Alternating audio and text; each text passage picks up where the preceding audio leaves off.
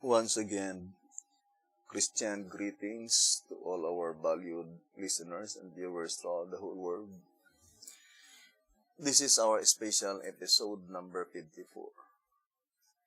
As the last final warning message just prior to the close of provision. So, focusing our attention to the subject, the image of the beast, the image to the beast, image beast, the number of his name, and the mark. Now, I would like to connect first the statement in 2SR 199 saying, in the judgment, it is granted to the saints that had gotten the victory over the beast and over his image and over his mark and over the number of his name to stand on the sea of glass, life eternal. Revelation 15 verse 2. So who are they that had been granted to stand on the sea of glass? Only those who have gotten the victory over the beast, over his image, over his mark, and over the number of his name. And what does it mean by standing on the sea of glass? In track 15, on page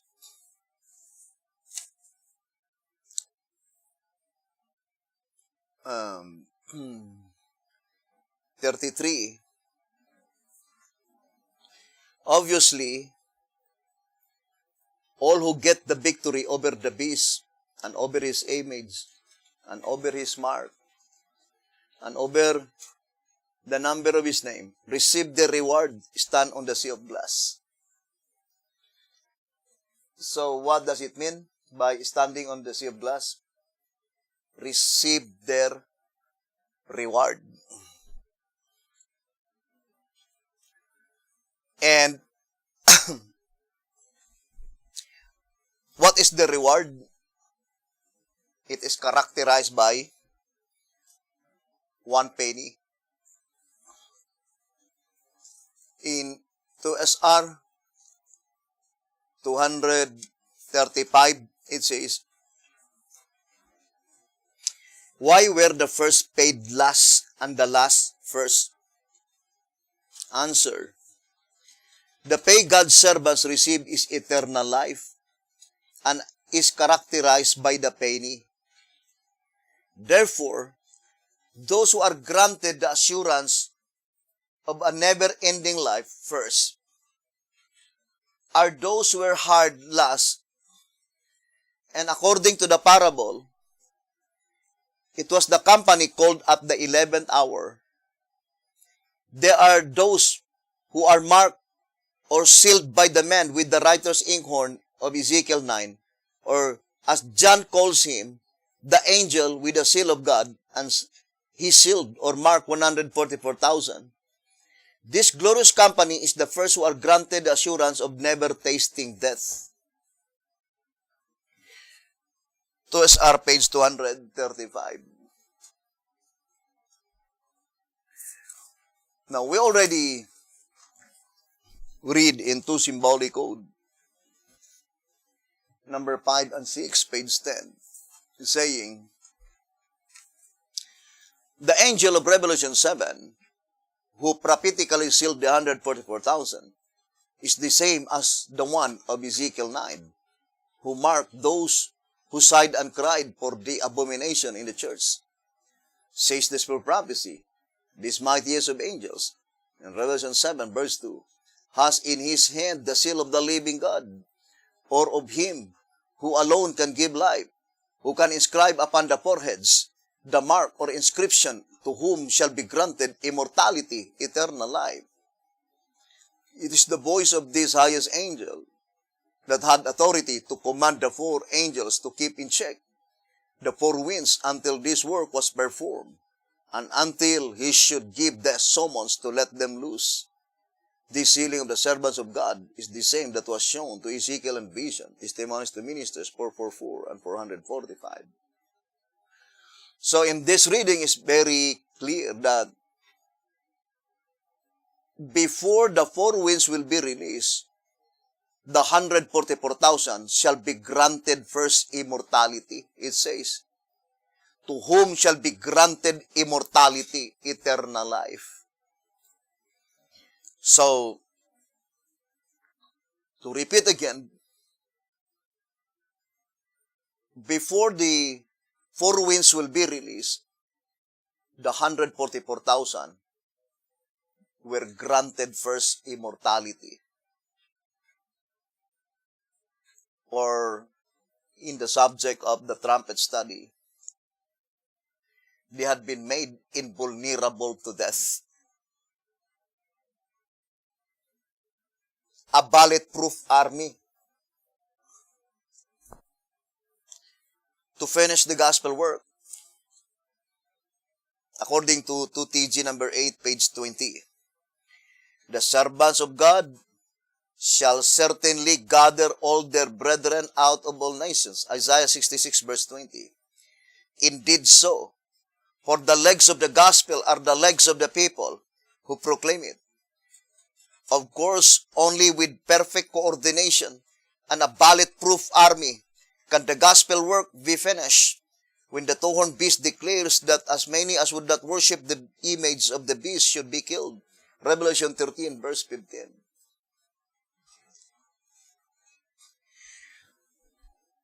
Now,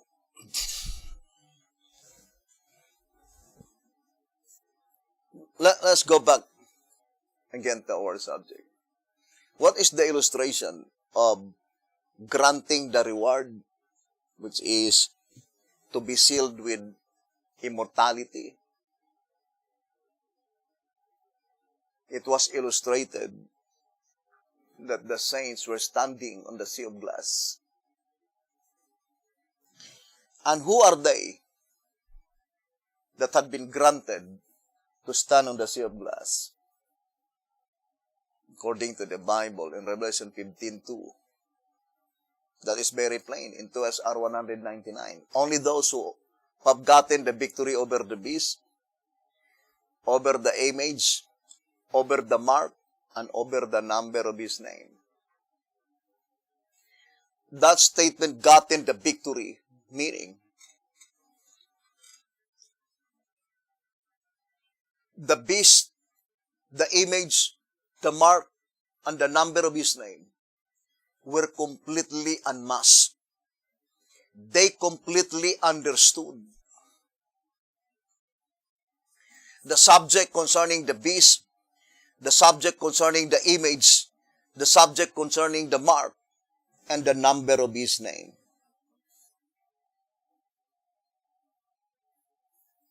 And that is the reason that they have gotten the victory over the beast, over his image, and over his mark, and over the number of his name. Now, that complete satanic scheme was revealed by God through the symbolization of the scarlet colored beast. And the scarlet colored beast is found on Revelation chapter 17.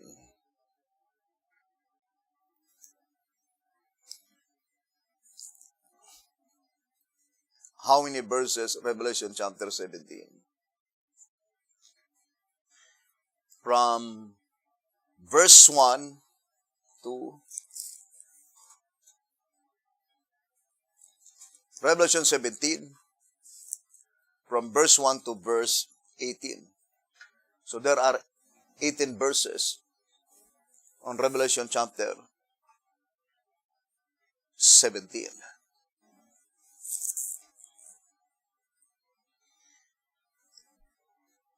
Now let us read to SR.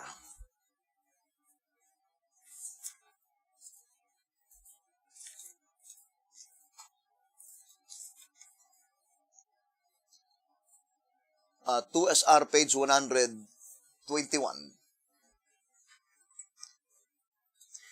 To SR page 121. It says, "And there came one of the seven angels, which had the seven vials, and talked with me, saying unto me, Come hither, I will show unto thee the judgment of the great whore that sitteth upon many waters." Revelation 17 verse 1. Then it says, let us read the explanation given by the shepherd's rod. The angel that was talking to John is one of the seven which had the seven vials of the seven last plagues. Then it says, see Revelation 15:7 and Revelation 16 verse 1. It will be noticed that he had the vial of the plague ready, but it had not been poured out at the time he said to John, Come hither, I will show unto thee the judgment of the great whore. By the information given, it is certain that the event predicted by the symbol, the woman sitting on the beast, is shortly before the plagues are poured out, and in the time when the woman is to be judged.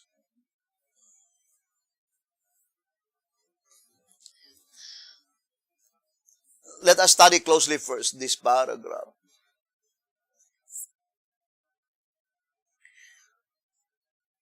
Do not forget that the Bible is very plain.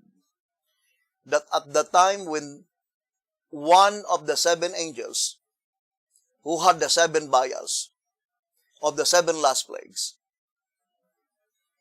they had already the vials at the time when they were talking to John.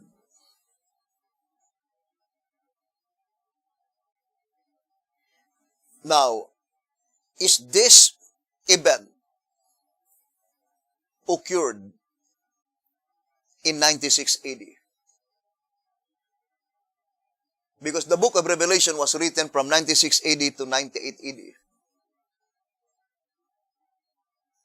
If this vision was fulfilled in the days of John the Beloved in the island of Patmos, are we saying that the seven angels at that time, they had already the seven vials?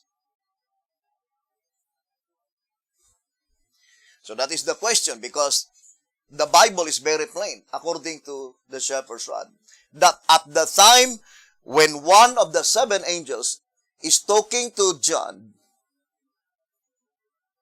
they had already the seven vials. And since the shepherd's rod say, see Revelation 15:7. So let us go to Revelation 15. Let's read track number 5.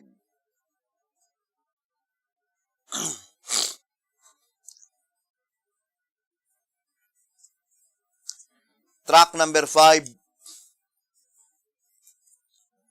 on page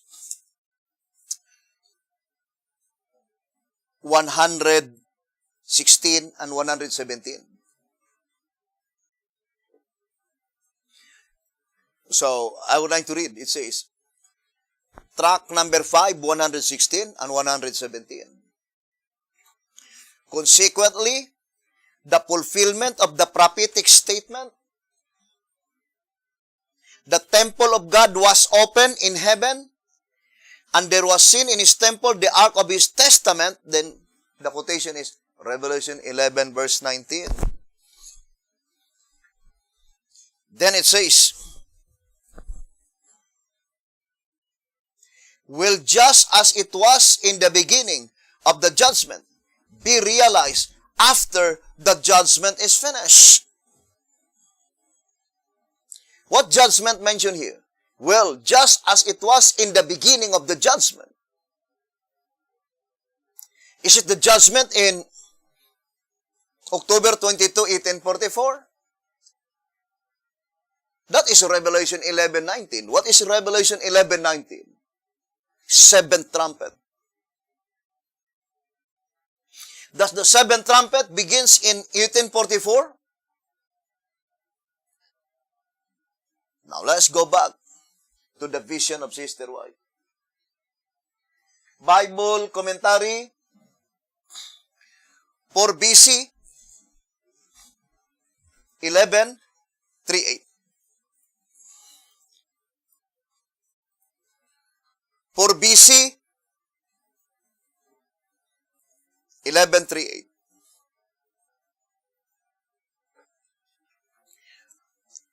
Chapter 6. So Isaiah chapter 6. Then it says, Revelation 11 verse 19. Isaiah's experience represents last day church. Look at the quotation. Revelation 11 verse 19. Now, I will no longer elaborate this portion, just to read in 4 BC 11:39, saying, the vision given to Isaiah represents the condition of God's people in the last days. They are privileged to see by faith the work that is going forward in the heavenly sanctuary.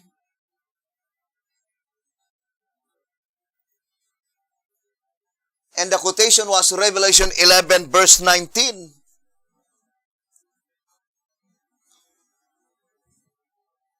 Now that statement, if you will read the entire pages, that is provisionary time. Who are the church mentioned there? Let us read again 1 TG 27. Page 8.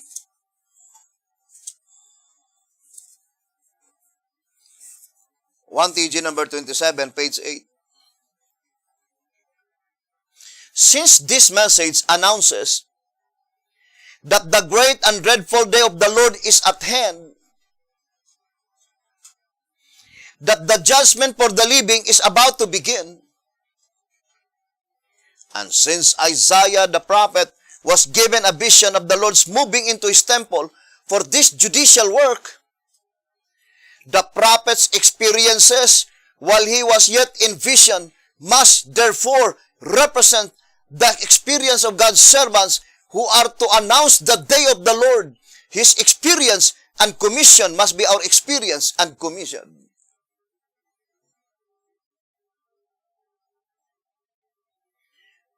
Who are they, the people mentioned here?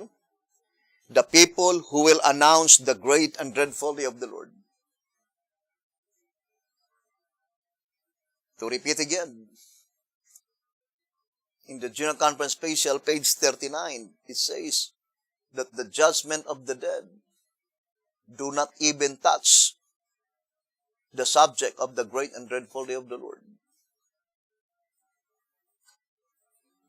So the only message that was entrusted by God to the Seventh-day Adventist Church is the judgment that pertains to the dead. And it does not even touch the subject of the great and dreadful day of the Lord. Obviously, therefore, the church mentioned here cannot be the Seventh-day Adventist Church. It must be the last church in the New Testament succession. The 11th hour church. The church under the seventh step, in the seventh seal, and in the seventh trumpet. 1 SR, Page 127. The church on the seventh step, under the seventh seal, and in the seventh trumpet. So that must be the church under the seventh step, in the seventh seal, and in the seventh trumpet. Now, let's go back to track number 5.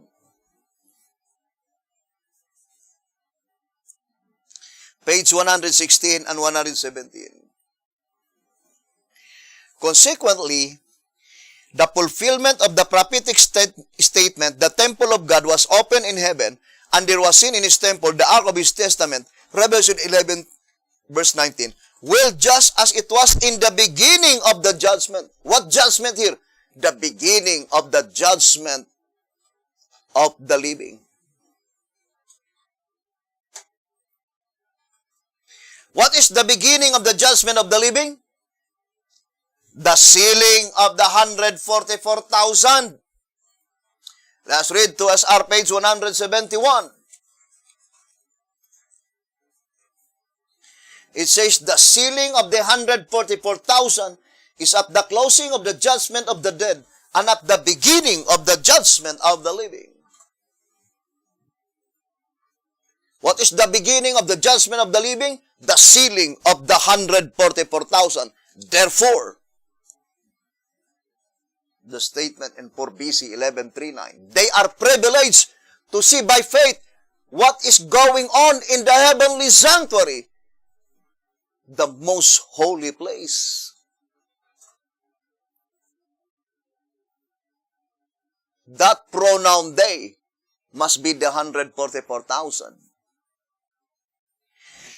The 144,000 in Revelation 11,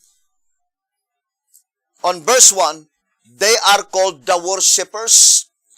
According to track number 5, page 110, those who worship therein, being the living saints who are to be measured, they can only be the 144,000. Who are they, the worshippers? The 144,000. And what is the statement in 2SR 187 concerning the 144,000, which is the true worshippers? 2SR 187. The true worshippers in the earthly. The true worshippers in the earthly, who by faith look forward to the administration of the heavenly, were credited in the books of heaven as worthy of life eternal. Now let's go back to track number 5, pages 116 and 117. Let us read again the statement here, given by the voice of inspiration. Consequently, the fulfillment of the prophetic statement, the temple of God was open in heaven, and there was seen in his temple the ark of his testament, Revelation 11:19, will, just as it was in the beginning of the judgment, be realized after the judgment is finished. And who are they that they will realize after the judgment is finished? It is even more pertaining to the wicked. They will acknowledge the message at the time when the sealing of the 144,000 is already finished. And then it says, that is after the close of provision, when the door of the temple is opened.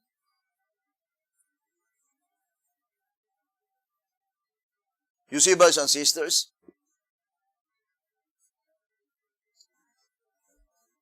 the illustration is that the 144,000 living saints, they have been given the privilege to see by faith what is going on in the heavenly sanctuary. Even at the time when the door in the most holy place was still closed. And the only way that you could obtain such communication is through Jesus Christ. But the wicked as well, they will understand. But at the time when probation will close. And it says, I would like to continue reading. And after the judicial tribunal leaves the temple, one of the four beasts will give unto the 7 angels 7 golden vials full of the wrath of God. Now, this reading can be easily understood that the 7 angels with the 7 golden vials, they were not within the temple. Because they received the 7 golden vials, one of the 4 beasts. When? After the 4 beasts leaves the temple.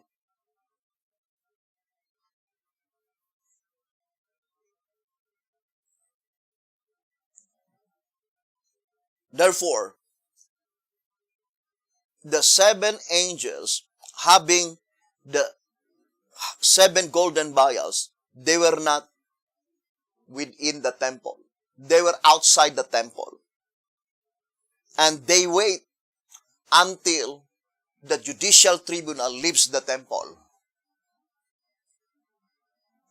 Until the judicial tribunal leaves the temple. And then one of the 4 beasts give to the 7 angels the 7 golden vials. Now let's go back to SR page 121.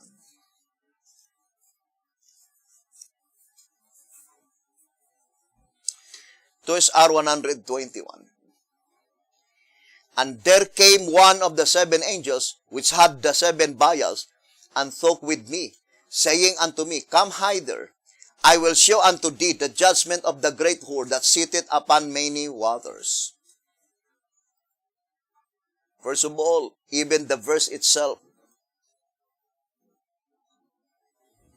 can be easily understood that such event occurred before the woman had been judged.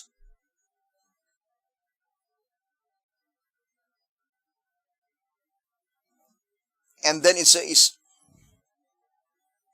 the angel that was talking to John is one of the 7 angels which had the 7 vials of the 7 last plagues. Then it says, see Revelation 15:7 and Revelation 16:1. It will be noticed that he had the vial of the plague ready, but it had not been poured out. At the time he said to John, Come hither, I will show unto thee the judgment of the great whore. Now, it cannot be in the days of John the Beloved. Because the description in the Bible, in Revelation 15:7, the 7 angels received the 7 vials, one of the 4 beasts, after they leave the temple.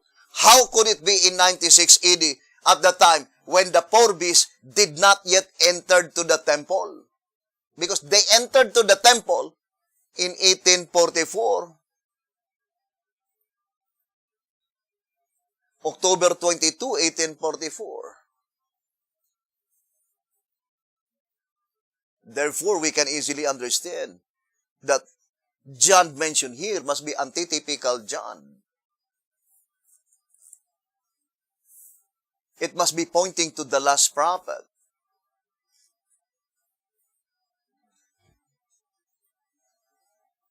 That is very plain in this verse, as explained by the Shepherd's Rod. Is it Beti-Hotep? Now, if it is Beti-Hotep, then the 4 beasts leaves the temple in the days of Beti-Hotep. Because one of the 7 angels is talking to John. And at the time when that angel, that specific angel is talking to John, they the seven angels had already the seven vials. When did they receive the seven vials? After the four beasts leaves the temple. And one of the four beasts give to them the seven vials. Therefore, they could not have the seven vials not until the four beasts leaves the temple.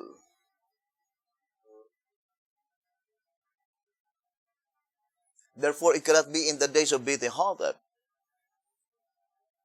because the four beasts at that time did not leave the temple.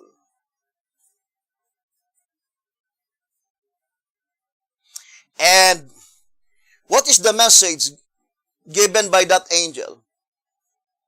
It says, I will show unto thee the judgment of the great whore.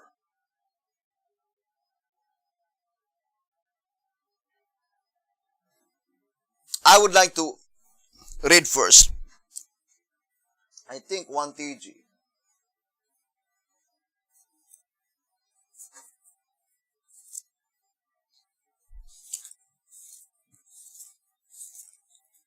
So let's read the statement here.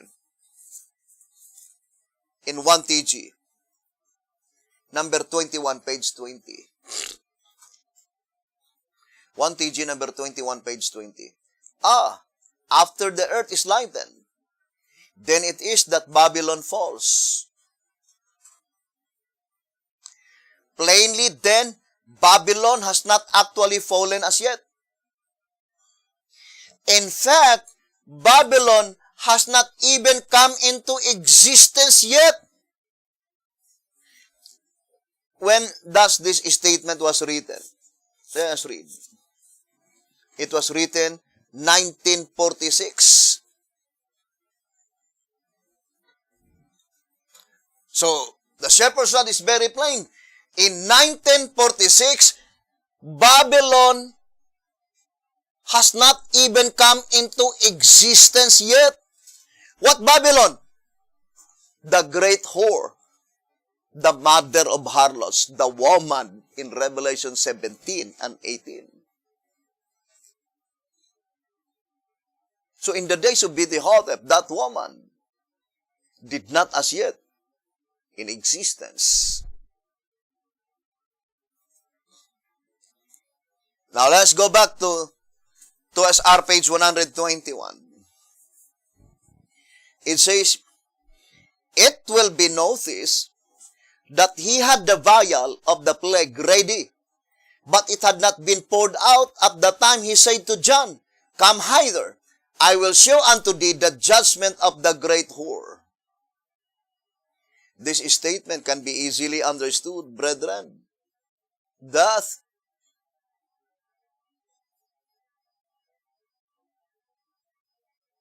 the John mentioned here cannot be ancient John.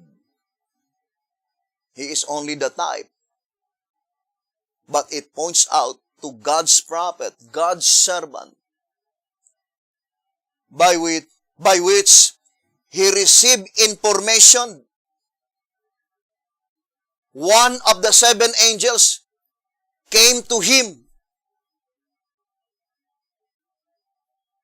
And at the time that he is talking to antitypical John, they already received the seven vials, indicating that the four beasts leaves the temple.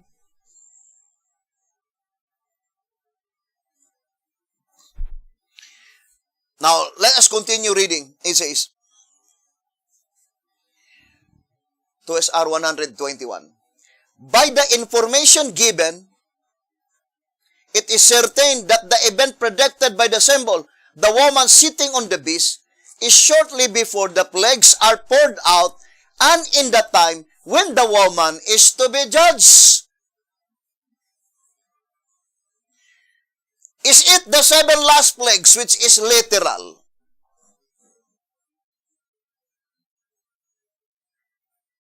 It cannot be. Because the seven last plagues, which is literal, it will be poured out after the woman had been fallen, meaning the woman is no longer riding on the beast. And the 7 plagues, which is literal, it will be poured out after the woman is judged. Whereas, this occurrence is, it says, at the time when the woman rides the scarlet-colored beast, and in that time when the woman is to be judged.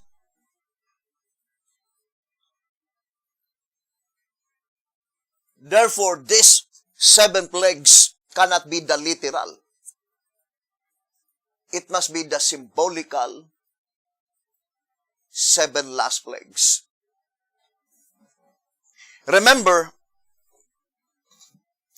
one of the message that B.T. says that he has no complete understanding, it is the 7 plagues. So I would like to read 3 Symbolic Code 8 to 10, page 9. 3 Symbolic Code 8 to 10, page 9. What are the 7 last plagues? Question number 179. Please explain what are the 7 last plagues. Answer. The nature of the 7 last plagues is not yet revealed. So very plain, right? The nature of the 7 last plagues is not yet revealed. The revelation is written in figurative speech, and therefore, the description of the plagues may be symbolical, as are the 7 seals and the 7 trumpets, etc.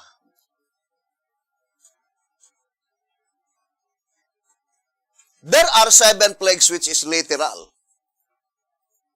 But there are 7 plagues which is symbolical. According to this reading. And concerning the symbolical 7 plagues, it was not revealed by God to B.T. The only thing that was given by God to B.T. is to inform the prophet that there is a symbolical 7 last plagues. Now, for example, here in 2SR, 200, let's read. 252. 2SR page 252. It says, the next number and event to deal with is the typical 40 days and 40 nights, while it reigned in comparison with the antitypical, the destruction of the wicked in the time of the plagues unto the second coming of Christ. The ruin of the wicked being worldwide, we must multiply the type with numbers signifying universal, so as to prove that the destruction include the 4 points of the compass. It has been previously proven that 10 is the only fitting number. Therefore, 40 times 10 equals 400. So, the literal 7 last plagues is literal 400 days. And that is universal.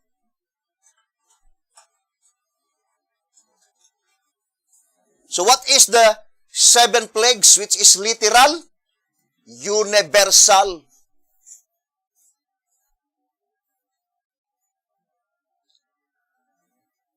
What does it mean by universal? Universal cannot be construed complete. Because if you will say universal, it says here in 1SR, 213, 1 SR 213, it says, had the number of horns been 7, it would have the biblical meaning all. But since the number 10 is used, all other are excluded. So universal, there must be places which is not included. All other are excluded. But the fact is that the literal 7 last plagues are universal. Now, how about this statement in the Great Controversy, 629? The Great Controversy, 629, it says, these plagues are not universal. Would you think Sister White and Betty Hotep are contradicting against each other? No. They were inspired by the same spirit of inspiration. The plagues mentioned in the Great Controversy 629, which is not universal, is the 7 plagues which is symbolical. The 7 plagues which is symbolical, it will be poured out only to the symbolical earth, whereas the 7 plagues which is literal, it will be poured out on the literal earth.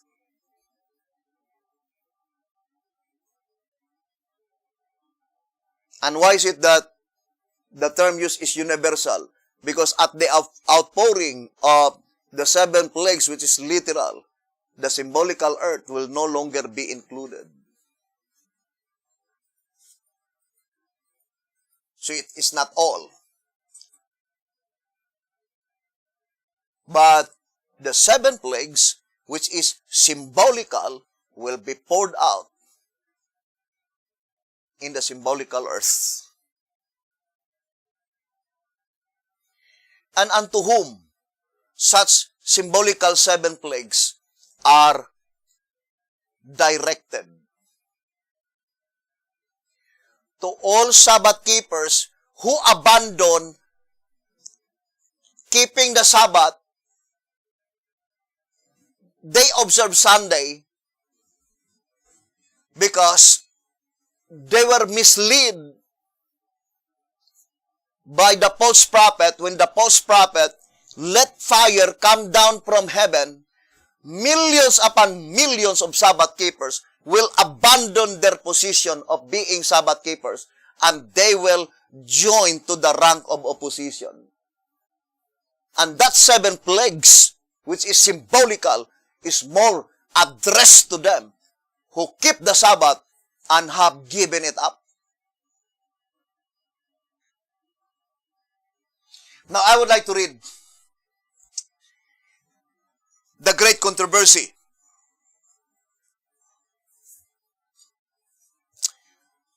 (608), the Great Controversy, 608.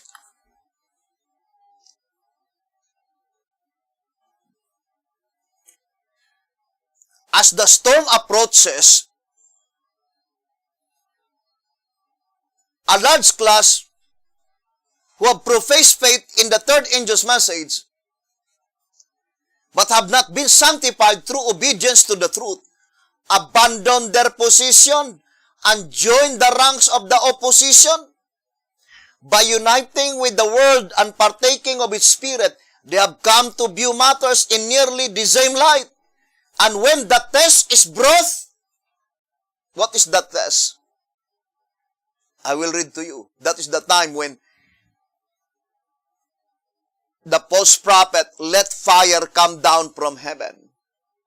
It says, and when the test is brought, they are prepared to choose the easy, popular side. Men of talent and pleasing address, who once rejoiced in the truth, employed their powers to deceive and mislead souls. They become the most bitter enemies of their former brethren. When Sabbath keepers are brought before the courts to answer for their faith, these apostates are the most efficient agents of Satan to misrepresent and accuse them, and by false reports and insinuations to stir up the rulers against them. The Great Controversy, page 608. Now, let me read to you in the writings of Alonzo Jones.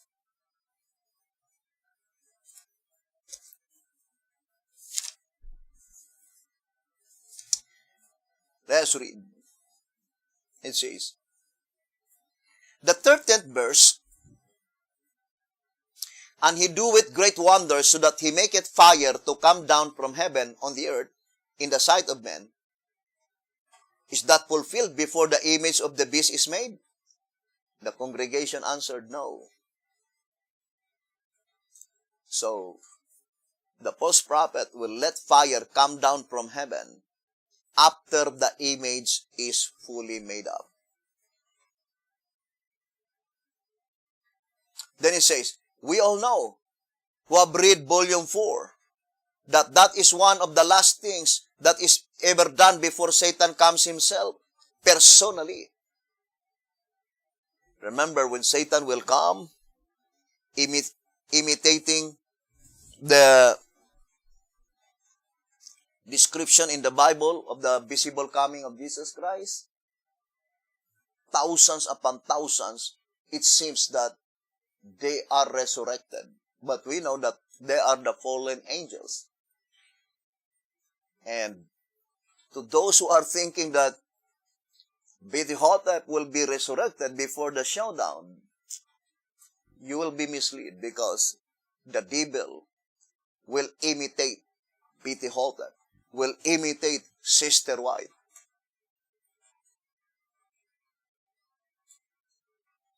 Yes, brothers and sisters, that is the time when Satan impersonate the coming of Jesus Christ. Now let me read to you here on the Great Controversy.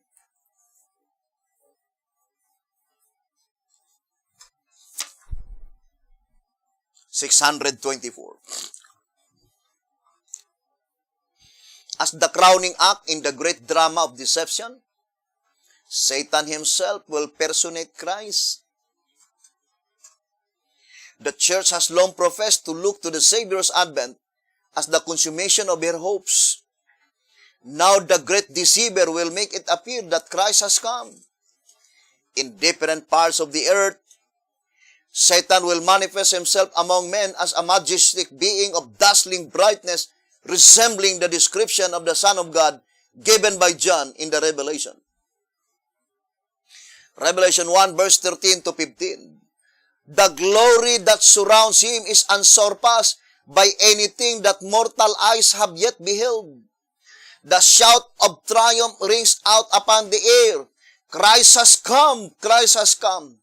The people prostrate themselves in adoration before him, while he lifts up his hands and pronounces a blessing upon them, as Christ blessed his disciples when he was upon the earth. His voice is soft and subdued, yet full of melody. In gentle, compassionate tones, he presents some of the same gracious, heavenly truths which the Savior uttered. He heals the diseases of the people. And then, in his assumed character of Christ, he claimed to have changed the Sabbath to Sunday, and commands all to hallow the day which he has blessed. He declares that those who persist in keeping holy the seventh day are blaspheming his name by refusing to listen to his angels sent to them with light and truth. This is the strong, almost overmastering delusions. You see, brothers and sisters, this is the crowning act in the great drama of deception. So, before the implementation of the Sunday law, brothers and sisters, the false prophet will let fire to come down from heaven first. Now let us read Again, the statement here, written by Alonzo Jones. It says, you who have read volume 4 know that. And you know who have not read it, just read it. And you will see that the making of the fire to come down from heaven is one of the last things that are done before Satan appears personally or after, but taking the most extreme view possible of it. It is among those things that are carried on when the very powers of the satanic agencies are exerted to their full extent to deceive, if possible, the very elect. This miracle is wrought to prove to the children of God that they are wrong in keeping the Sabbath. This miracle is wrought as a deciding test, and it will be one of the very last things before the decree goes forth to put people to death. You see, brothers and sisters? So that is the very last thing before the death decree will be implemented. The false prophet will let fire come down from heaven. When? After the image was made up. We read several times that the Bible is very plain. In Revelation 19 verse 20, and you can read the Bible, and if you are honest and sincere, I know it's easy to understand. It says here in Revelation 19 verse 20, it says, and the beast was taken, and with him the false prophet that wrought miracles before him, with which he deceived them. You see, the false prophet deceived them. Who? He deceived them that had received the mark of the beast, and them that worship his image. The Bible did not say that he let fire come down from heaven to deceive them in order for them to receive the mark of the beast and to worship his image. No, the Bible does not say that. Who are they, the people that will be deceived by the miracles of the false prophet? Those people who already worship the beast, who already received the mark of the beast and worship the image. Because that is what the Bible is saying. That had received. Meaning, before the false prophet let fire come down from heaven, these people already received the mark and already worship the image. How? In their foreheads. Voluntarily. Because receiving the mark, worshiping the image, after the false prophet let fire come down from heaven, that is already by hands, meaning by force. There is already a death decree.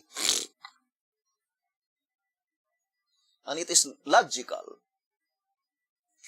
If these people receive the mark, worship the image, voluntarily, by their foreheads,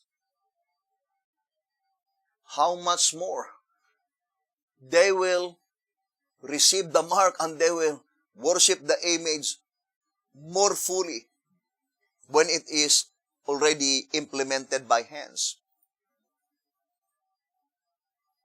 But the bottom line of our study is that they received the mark, they worship the image before the false prophet let fire come down from heaven.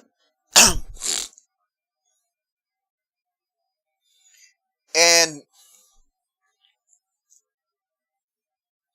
the people that deceived by the miracle performed by the false prophet are those people who already received the mark and worship the image. And who are they that refuses to bow down. Only the 144,000 because they have gotten the victory over the beast, gotten the victory over the image, gotten the victory over the mark, gotten the victory over the number of his name. They voluntarily refuse. Even before there was no yet death decree, they already refuse. They already avoid. Why? Because they understand. That is why the shepherd's rod says in tract number 12, page 50, it says, let's read, tract number 12, page 50. Although our first question should be, what shall we do to avoid giving allegiance to the enemies of God, so as to be found worthy of a place in His kingdom when this evil time shall come?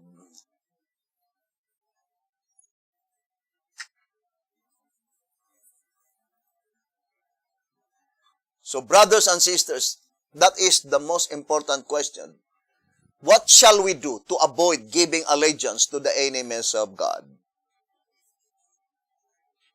Accept the present truth. Receive the present truth. Because all of them who do not fall in love with the present truth, deception is inevitable. 1 TG number 50, page 25. 1 TG number 50, page 25. It says, we see that if we do not fall in love with the truth, that is pointing to the present truth. We see that if we do not fall in love with the truth, deception is inevitable. No, none are deceived by coming in contact with error. For we are in contact with it anyway from the time we are born to the time we die. But everyone who does not love the truth is sure to be deceived, regardless what he may do to avoid it. Once you reject the present truth, you only place yourself subject to be misled. That is the statement given by the shepherd's rod. The people who place themselves subject to be misled, they are the people who reject the present truth. According to this reading, in 2SR 153, 2SR 153, it says, the wonderful miracles,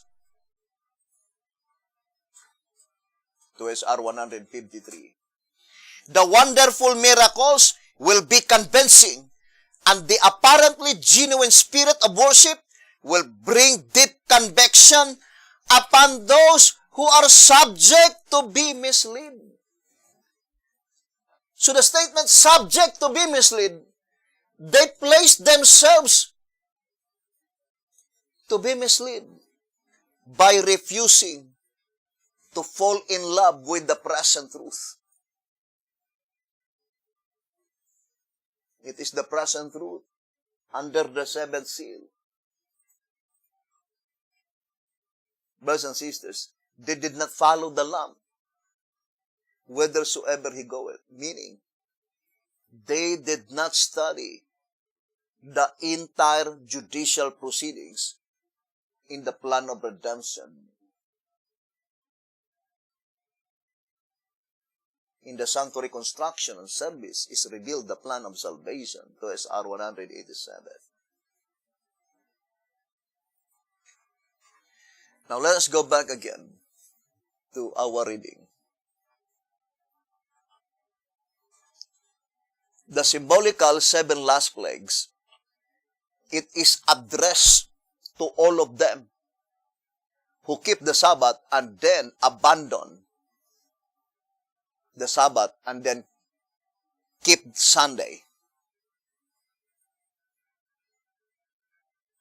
And this will happen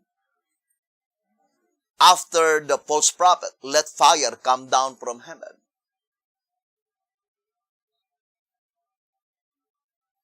And this will happen after Satan impersonate Jesus Christ. Many of the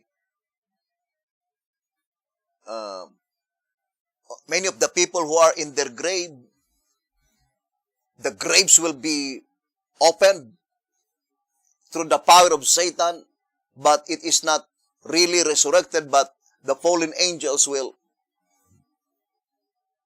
imitate. And of course, Satan is very wise.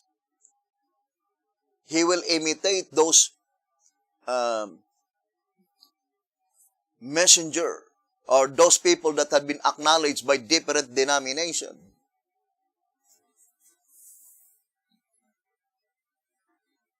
As their messenger. Satan will imitate Sister White. If that statement in 2 Corinthians, I would like to read to you.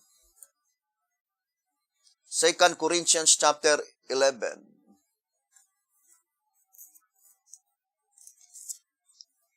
It says, 2 Corinthians chapter 11, on verse 13, it says, "For such are false apostles,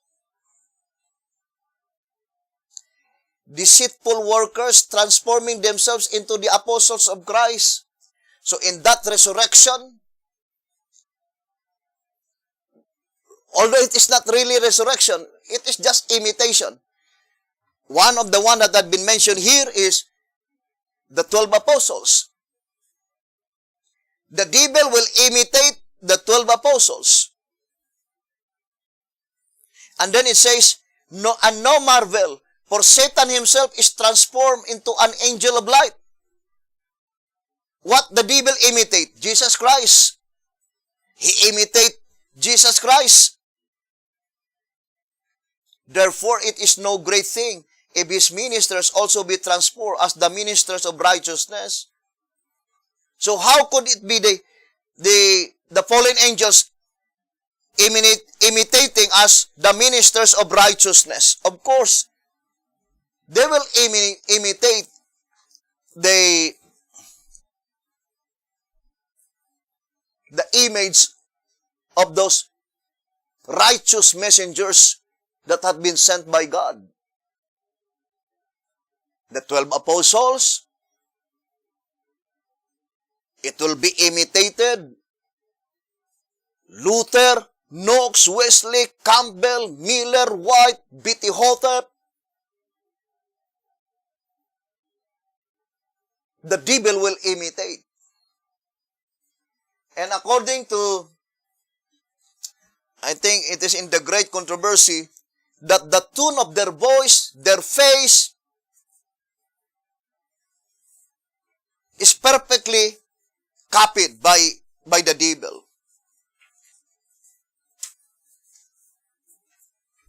And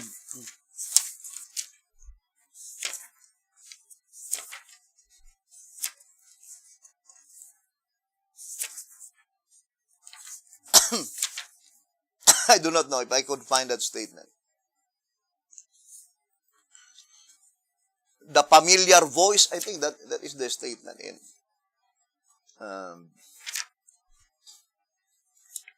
the Great Controversy.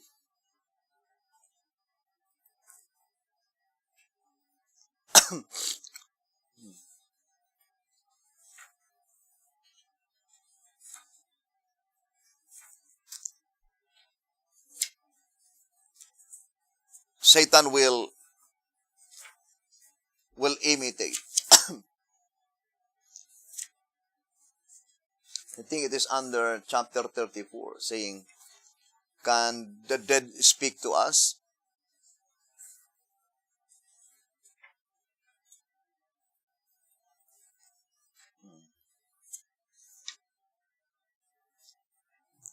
I lost the page. Have you, 552. Thank you very much. So let us read. He has power to bring before men the appearance of their departed friends. The counterfeit is perfect. So that is how the devil imitate those who are already dead. The familiar look, the words, the tone are reproduced with marvelous distinctness. You see, brothers and sisters, many are comforted with the assurance that their loved ones are enjoying the bliss of heaven, and without suspicion of danger, they give ear to seducing spirits and doctrines of devils. So in reality, 1 Timothy chapter 4, and verse 1 and verse 2 is even pointing to that event. When there are many souls that it seems they were resurrected, but it was cloned. It was perfectly cloned by the angels. And 100% the devil will not waste his time to resurrect or to imitate those people by which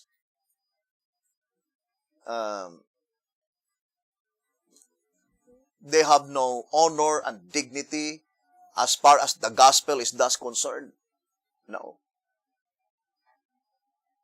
But it must be those people that regarded as the spiritual guide. To the Davidian, when the devil will imitate Beti-Hotep will be resurrected, but not really resurrected, but imitated by the devil. Sister White, and all others that they considered as the spiritual benefactor. So, we need to study closely, brothers and sisters, because those events will no longer be far distant. Because the statement, it is the devil who will heal the disease of the people,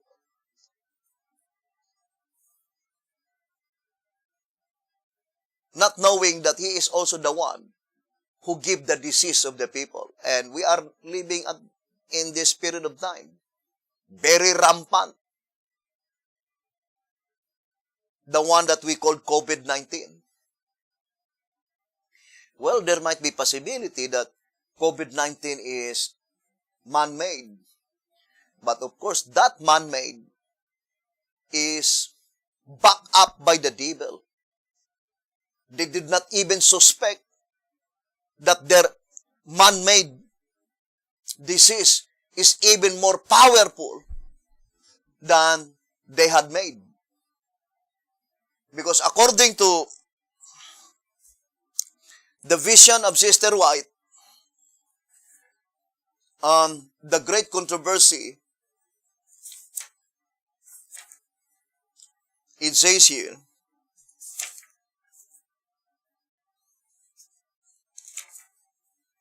(589),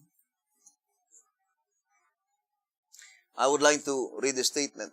He imparts to the air a deadly taint, and thousands perish by the pestilence. These visitations are to become more and more frequent and disastrous. Destruction will be upon both man and beast. That is the reality this year, 2019, 2020. Not only man, but as well as beast. It says, brothers and sisters, destruction will be upon both man and beast. But he will also be the one to heal those diseases when Satan will appear, according to the Great Controversy 624. But he will declare, I have changed the Sabbath to Sunday. And those who are continuing observing Sabbath according to the vision of Mr. White, the devil will say that they had been cursed. And it is a blasphemy. Because the devil will declare that Saturday is the rest day in the Old Testament, but Sunday is the rest day in the New Testament. I have changed the Sabbath to Sunday. Yes, the rest day in the Old Testament is Saturday. That is the seventh day. That is the Sabbath.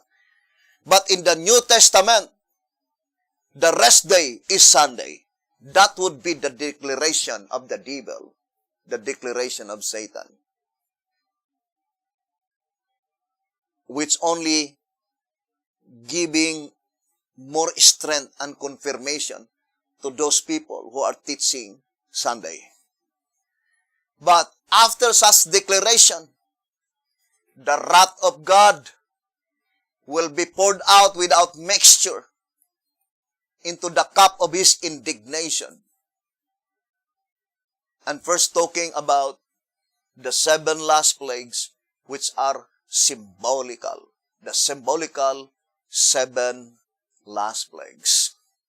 So, we will continue the subject on our next episode, brethren, and hoping that you will abide listening and viewing this program, because soon, very soon, all the prophecies that we are studying, it will be fulfilled in quick succession, and the final movements will be rapid ones. And this prophecy will begin its fulfillment in this year, the year 2021. Before the year 2021 will be finished, there is something great change that will happen. And we need to prepare for that event, my dear brothers and sisters, while provisionary time still lingers. Thank you very much for listening and viewing this program. May the good Lord bless you and have a beautiful, wonderful evening.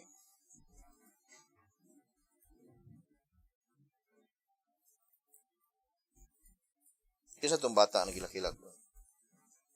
Isa to. Ha?